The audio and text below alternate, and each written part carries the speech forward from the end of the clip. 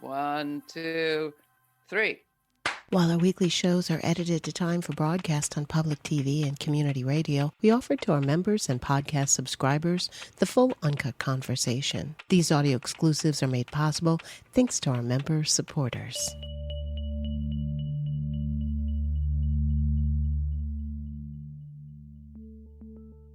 Bombings and kidnappings and ICE-related killings, courts issuing rulings the administration ignores, the Supreme Court simply going along.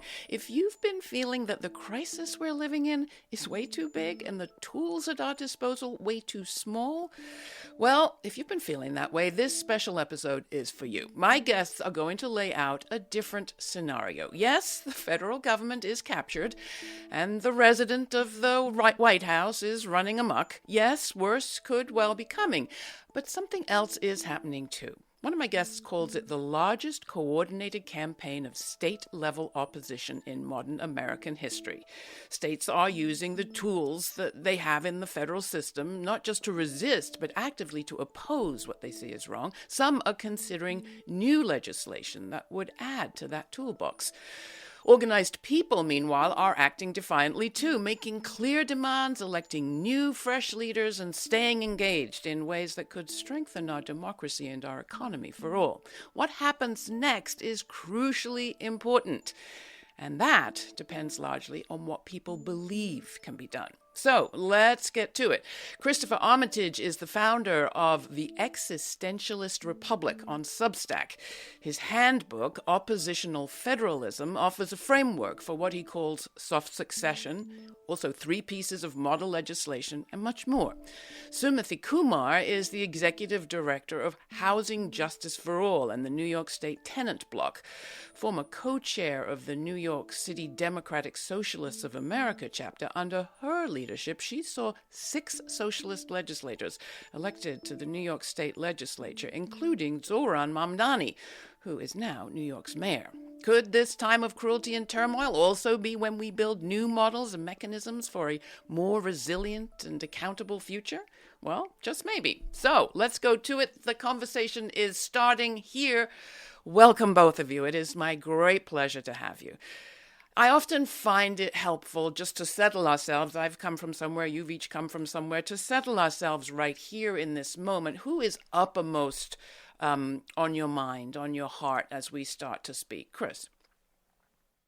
Well, I just got back from a week in Minneapolis, and Renee Good, that I visited the site of her murder, and that the way that that's impacted the entire community, that's at the top of my mind, and it's really this story that's captured in our attention in a way that really needs to be captured. What about you, Sumathy? Definitely Renee Good, the people of Minneapolis who are fighting back, but also the people in New York City who are trying to build something new, with including myself. And I just came from another press conference with tenants today fighting against their landlord, just named one of the worst landlords in the city. And they're trying to build something that is hopeful and tenant-led at the same time that all of this is happening across the country. Let's start with where we are and how we got here. And I'm going to start with you, Chris. When you describe where we are to people, how do you describe it? The United States has been taken over by a transnational criminal organization called the GOP. Well, that's pretty straightforward. How about you, Sumathy? How do you describe it? I think that's accurate. I think there are these two visions of what Chris was just describing. Basically, a criminal organization that is stripping people of their wealth, of their dignity, and then a different vision of what life could be like if the government actually worked for people, if it actually put working class people first. And we're seeing that. The best example of that we're seeing is in New York City with the election of Zohran Mamdani. Well, you're alluding to the fact that this situation didn't just arrive overnight. How would you describe some of the threads that took us to right here? So I think when we look at what happened in the 2024 presidential election, we saw a lot of working class people vote in Trump because they believed that life would get better, because for years Democrats hadn't been delivering anything for people to actually make their costs go down. Meanwhile, housing prices are skyrocketing, healthcare is out of control, groceries are too expensive, and so people needed an alternative. And so that has been building for a long time. And we see it's actually really simple to get out of this. We just need to be talking about what people are actually going through and giving them solutions that the government can do to make their lives better, to make costs go down, and to give people a dignified life. And to stand up for them. I mean, Chris, that comes to you. What would you add to that picture of how we got here? And how would you add your own story to that picture? You have an interesting background in former military, former police department. Yeah, absolutely. I served in the armed forces for almost a decade and was a federal law enforcement officer for all that time. My master's degree is in Homeland Security, and I see the work that I'm doing now as continuing that work of defending the Constitution. And there's no reason that pro-affordability, universal health care, universal child care, that these things aren't constitutional. To me, that's very originalist. You're helping people support their ability to pursue life, liberty, and happiness by making sure that we use every resource we can to give them the best life possible. And so in this moment, how we got here is oligarchs. I mean, just, even to strip it of those terms, very wealthy, very powerful people, the haves throughout all of human history have always wanted to have more, more, more. And everybody else has to fight for power. And that's part of the beauty of the American experiment is we were this first country that said we're going to work really hard to institute these incredible ideas of valuing human life and human dignity en masse and giving everybody keys to power rather than just a king. So, staying with you, Chris, are people wrong out there who feel despair and hopelessness in this moment? No, I would say give up hope, but still fight. I've been listening to some interesting Buddhist talks recently about how hope is actually not very helpful because it has to do with expectations. I would do this work fighting fascism even if I knew with 100% certainty we would fail. I do not believe that's true. I do believe we can win, but I think there's benefits emotionally from disattaching ourselves from the outcome and just saying, look, the job is fight fascism in every way we can, as ethically, 100% ethically, and build solidarity among the working class so that we can have a future that we're really proud of. And Sumathy, what's your background that you bring to this story and to this work? So I've been organizing tenants in New York City and New York State for almost a decade.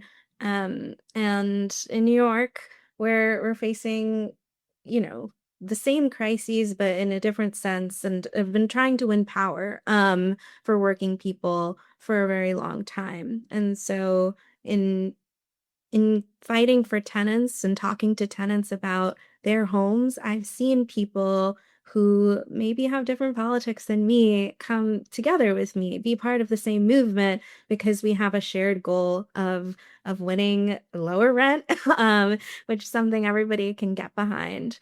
I've also been a member of the Democratic Socialists of America for a very long time, for 6 years, and have worked with that organization to build real power at the city and state level, and a different kind of politics that articulates that life can be better for people and that the government has a role to play in lowering people's costs, in making your life more simple, and in standing up for you. And so all of that has become more and more relevant as Zohran Mamdani has become mayor in New York City, and as we've seen this horrific overtaking of the federal government. And that kind of politics, that life doesn't have to be based on hatred and division and cruelty, and it can actually be about people coming together, about your life just being easy and not so hard. More and more people are getting attracted to that. No, And could I piggyback one thing on that? Yeah. So I'm a huge fan of Mayor Mamdani, and I think the Republicans represent a nihilism. The inherent philosophy that they promote is things can never get better, and so they're just rats on the sinking ship. But what Mamdani represents is this shift from hope to commitment. We don't need hope; we need commitment. And so, thanks for the work that you've done, Sumathy.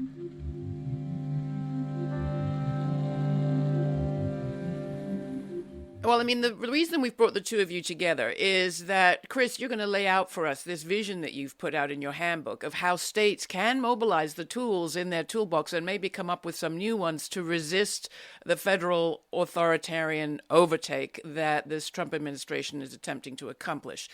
The only way those states do that is when they have legislators who are willing to take those risks, and they only do it when there's people power behind them. So that's how we're seeing this connected, this story connected. That being said, for many, they hear the word secessionist, Chris, and they think of Southern strategies to defeat federal civil rights legislation. When you use the term, what are you referring to, and what is the history that goes beyond perhaps what many of us have remembered? Well, I want to start by saying I really appreciate this question because it's one of my favorite to answer. Because for so many Americans, secession means defending racism, states' rights means defending racism. But there is no reason that we should lose the greatest tool that our founders gave us for fighting back against authoritarianism, because states' rights can protect reproductive rights. It can make sure everybody has health care. States' rights can make sure that we have everything that we've been fighting for and struggling to win at the federal level. We can have that at the state level, and it doesn't have to be opposition, because at the federal level there's a structural imbalance that makes it very easy to regress and very difficult to progress. But at the state level, you can get a hold of your state representatives. You can say, we want universal single payer healthcare in this state. That can happen where you have the most influence, and that's locally. At the very local level, you've got mayors who are in charge of policing, among other things, and laws like New York's sanctuary law that are examples of using state and local power to resist federal power. How are you seeing that working out, Sumathy? And what are your expectations or your I don't want to say demands, but what are you working with the mayor to accomplish on that front? So exactly what Chris was saying, this is an opportunity in New York City to build some of that alternative, to build structures that give people the things that they need, even when the federal government is stepping away, and to work statewide to make sure that happens. New York is a very progressive state. We have the political power to do this if tenants and people across the state really push their elected officials to do it. And so we're hoping, one, we have a lot of billionaires in New York. They could be paying a lot more money in taxes. And if we did tax the rich in New York State, we would have money to fill the gaps around Medicaid cuts, to fill the gaps around housing, and all the other things that are food stamps, things that are getting cut right now. And so in that way, we really can step in. This New York might be in a specific situation, but I think all states probably have some room to do this. But to tax the rich is actually going to be our path to give people stability in order to withstand the cuts and the violence that's coming from the federal government. Mayor Mamdani, before he was mayor, when he was state assemblyman, appeared on this program talking about his Not on Our Dime bill, which had to do with reining in charitable status benefits from businesses or charities that supported illegal settlements in the West Bank. You have a model of using state-level fiscal power and corporate benefit power in your toolkit, Chris. You want to lay out, especially the Corporate Benefit Accountability Act, which seems to get at a whole lot of sins with one piece of legislation. Absolutely. I'm very happy to talk about that. So originally I was reviewing the Montana plan, which many people are enthusiastic about, but the Montana plan is this act. It's originated in Montana, but other states like Minnesota are looking on promoting it. And it says if you incorporate you incorporate in Montana, you can't contribute to political campaigns. That benefits ExxonMobil, who isn't incorporated in Montana, but hurts the local bakery. So I aimed to make something that could address overturning Citizens United at the state level. So corporate means testing, corporate welfare is the heart of this act. Is we want to say, SNAP, disability, any benefit you can think of for the working class, we're going to make sure that we means test it. That's how America's been doing it. I don't love that, but we should apply that same principle evenly. So if a corporation wants to receive our tax dollars, they want to receive write-offs, they want to receive subsidies, they want to receive grants, then they cannot be contributing to political campaigns. That is a voluntary benefit and a voluntary action. If you have the money to give to political action committees, then you do not need our tax dollars. And that is oppositional federalism, which is another level above soft secession, by saying we are going to actively work against the unjust laws that have been decided at the federal level.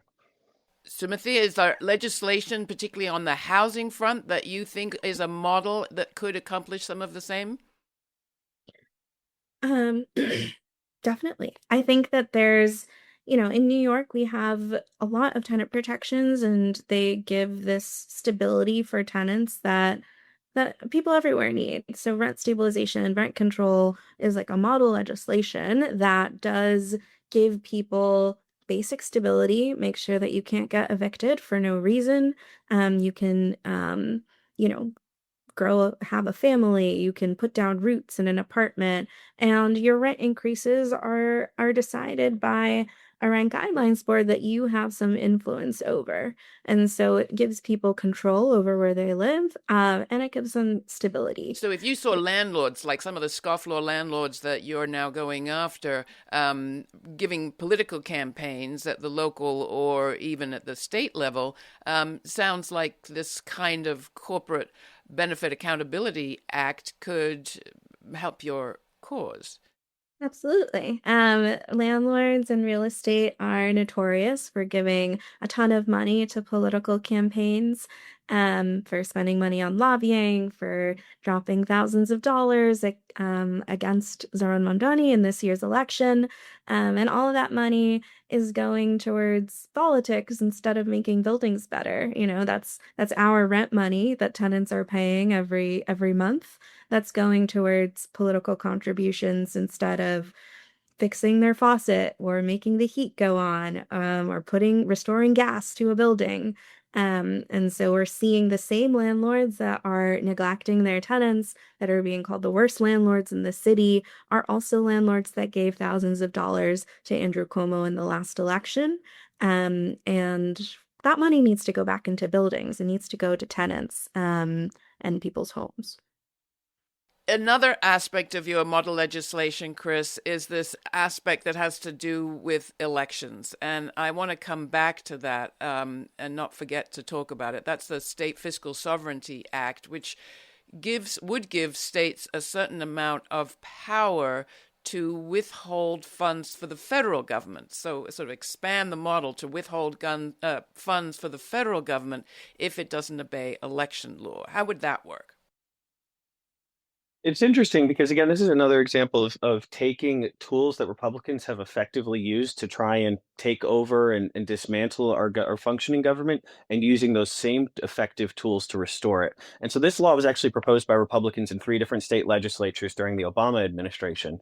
And what it does, originally, it just said the federal government is doing unconstitutional things. So we're going to order all employers in state to divert their with federal tax withholdings to an escrow account. Yes, that opens up for liability. The work that I've done on the model legislation at the Existentialist Republic creates funding for indemnity and protection from the legal protection from the state government for any actions taken against those businesses or those individuals in the state. But also it dilutes risk when the whole state does it, and when multiple states do it and coordinate that response. And so the idea is you order the employers 90 days. You have to meet the deadline to divert our funding. This only happens when a red line is crossed. We say you can decide that where you want. Now, that model legislation I put out says If you try to cancel our elections or do not respect the results or send federal troops into our polling places without the explicit permission of our governor and or mayor, then we will order all employers to stop sending tax dollars to you until our democracy is restored. This is not an extreme measure. This is actually a very rational, nonviolent response to the social agreement of the U.S. Constitution being violated so extremely.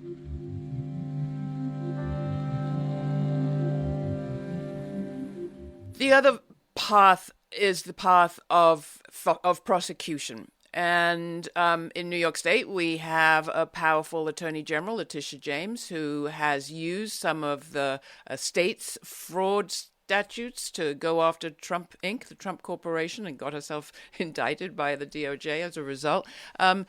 Before we go to the question of what power exists in relation to the feds at the state and local level simply to arrest and to prosecute federal agents, let's hear some of the resistance that is out there, because it's been pretty impressive, not just from Letitia James, who swore in Zohran Mamdani as mayor, let's not forget, but also from this guy, Philadelphia District Attorney Larry Krasner. Do you hear me, ICE agents? Do you hear me, National Guard? Do you hear me, military? You're going to jail if you commit crimes in the city of Philadelphia. You will be accountable. The law applies to all of you. And I know that there are honest, decent, moral law enforcement officers out there by the bushel, including in ICE. This is not for you. This is for any one of your colleagues who thinks they are above the law. So you just saw Philadelphia DA Larry Krasner warning ICE agents that they will be arrested and prosecuted if they break the law, commit crimes in his city. Coming to you, Chris, and then I want to come to you, Sumathy, on the same question. Does the DA actually have the power that he sounds like he has in that clip? So the main thing I want to say, they're going to talk about qualified immunity. They're going to talk about supremacy clause. If you commit a murder, you can be arrested and charged locally.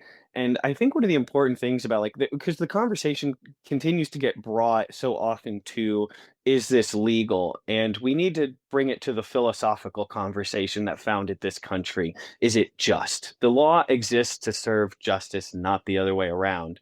And so we need to hold people accountable when they commit crimes locally. And that includes police officers, that includes anyone who commits that crime, whether they're a U.S. senator. We should all be held to the same standards. So coming to you, Sumathy, if the tenants and others who voted for this administration and support this AG see law-breaking happening where they are, and we've heard those officials declare that they will take action, what do you all do if they don't take action? Well, we voted for those politicians. We voted for the mayor, we voted for the attorney general. I think they need to see that popular support behind them so that they can do the brave and the right thing in that moment and be creative and be forceful on resisting what's going on at the federal level. And so it's not all on them. It can't be.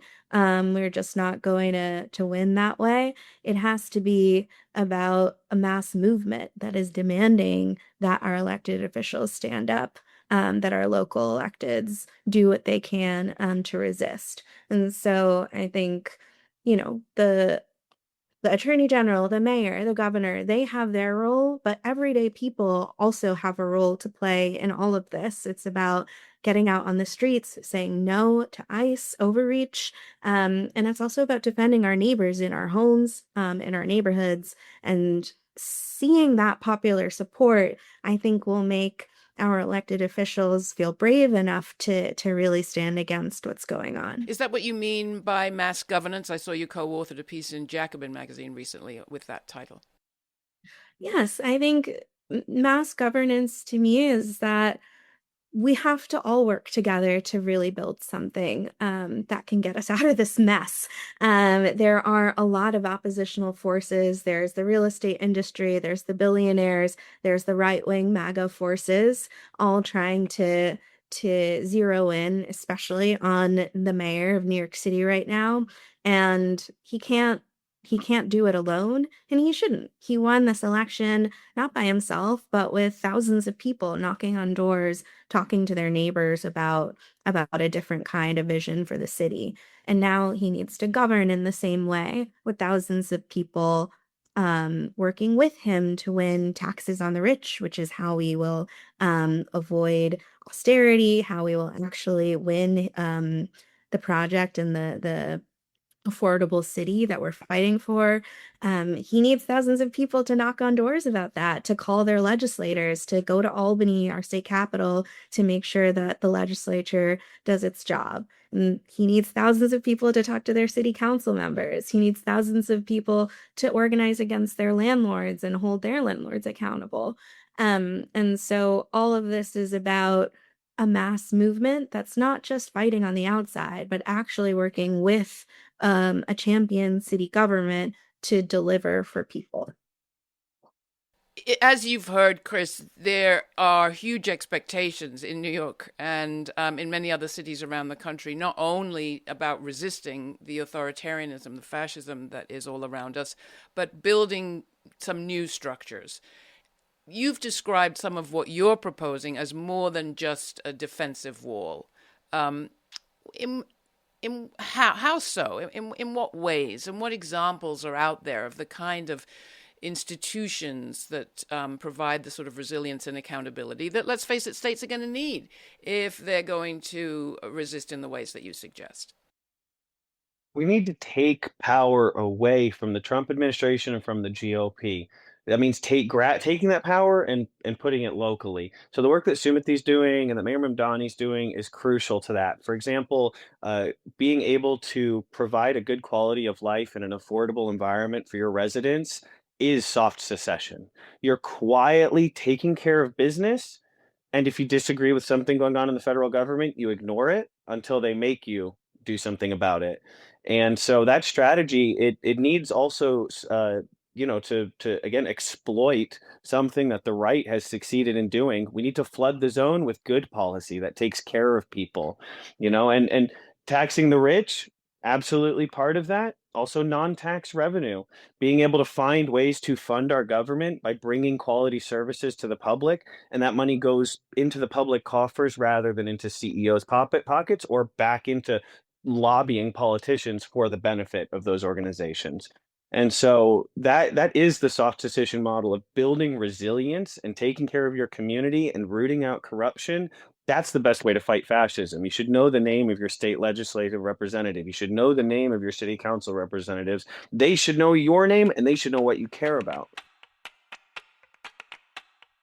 This show is made possible by our viewers and listeners, not corporations or advertisers. So join our member supporter honor roll by going to lauraflanders.org/donate to contribute. That's lauraflanders.org/donate. Thank you.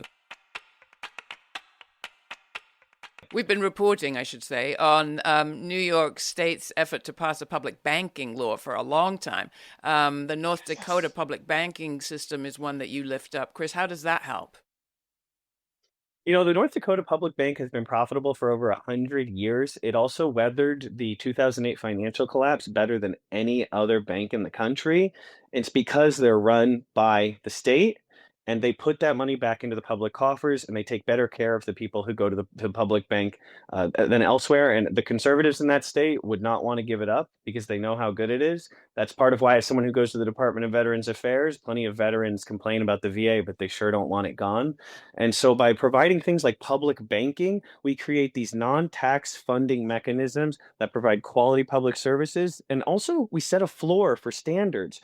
Public housing, I want to see more conversations around that and how we can create a floor of expense, not just by requiring private landlords to set the rent limit, but also we're going to say, okay, we're going to buy this building. We are going to set the minimum amount that we can charge tenants. The state is going to run it, or the city is going to run it, and they will make a little bit of revenue so that we can cycle that back into the system.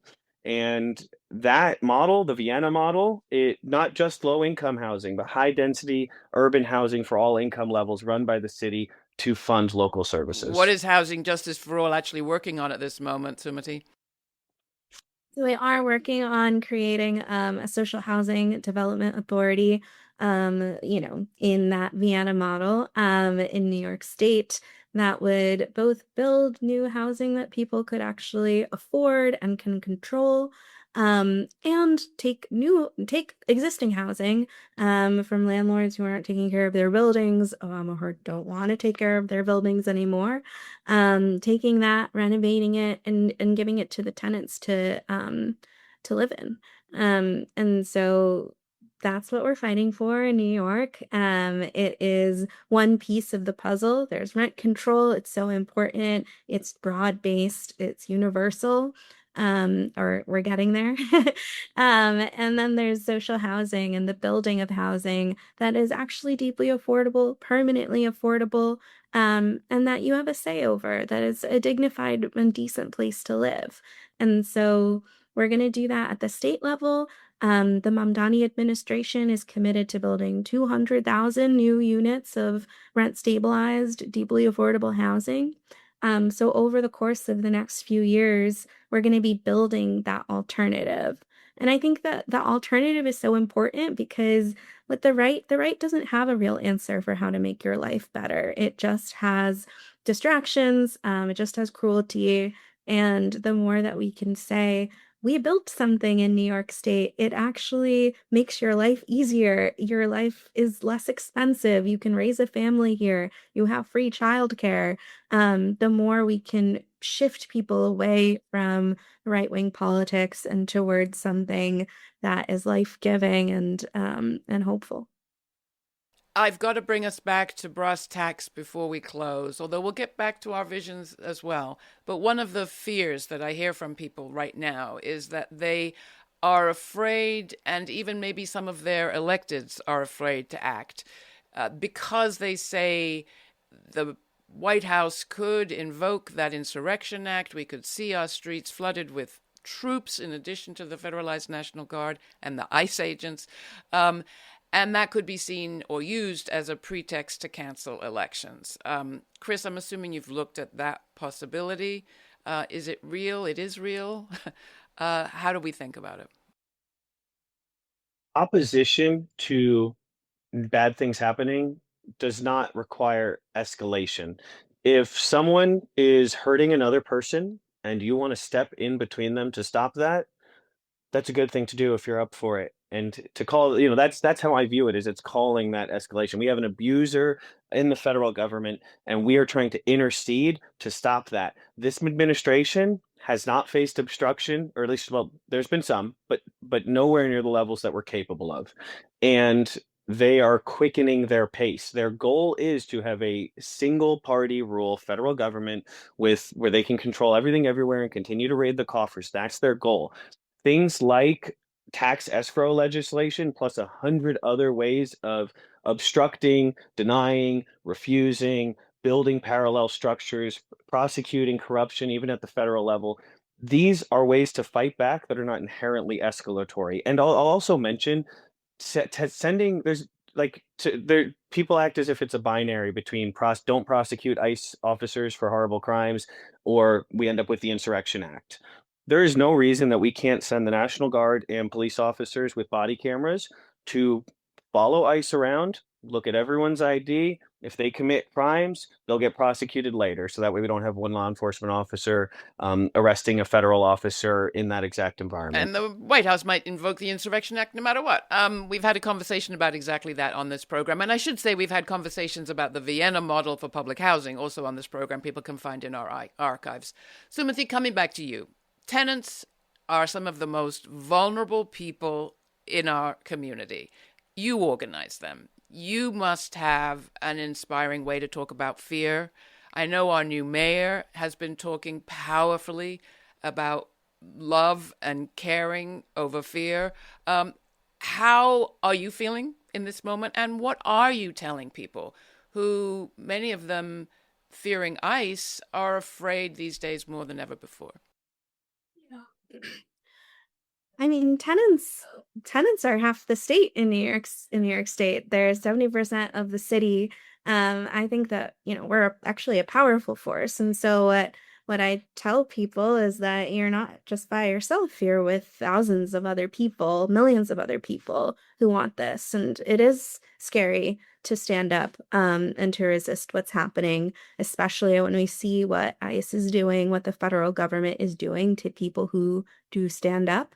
But they are doing that because they are also feeling threatened by what is happening, by the resistance that we're seeing, by the loss of control that they are feeling over the country, because people are not buying what they're selling. They don't believe in this hateful vision. And so, the answer is always going to be collective action and working together with other people. And that is what makes you brave when you are with thousands of other people who are willing to fight for a different future.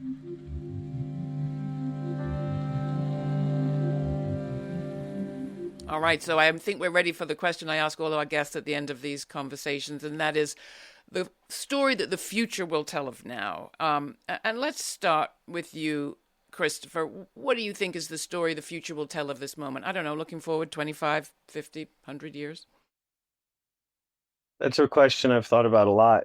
If it's 50 years from now and the history books are being written about where we are today, where would I want to be? Where I'd want to be is fighting fascism and doing what we can to make a better future. And the story of this moment is the same story in World War II in many ways. They're very analogous. We faced unprecedented threats and the deepest shadows of humanity in those moments. And what came out of it, because we confronted our shadow as a species, is we created so many positive programs and mechanisms for international ethics enforcement that are just now being dismantled almost 100 years ago. They were very robust. And so we are confronting our shadow once again, and we're on the front lines of fixing that. And that's where we are in that story. What about you, Sumathy? What would you say is the story the future will tell? I would hope that what happens in New York City over the next few years sparks cities across the country, sparks movements across the country. It already is, of people who want to take power back at their city level, and then at their state level, and then at the federal level. And we build a mass movement that builds off of everything that we've been experiencing over the last few years, everything that we built. And people see a real inspiration from what we've been able to build in the city, and we can make this country work for working people again. Sumathy, Christopher, thank you both so much for being with me. Thank you so much. Thank you for having me.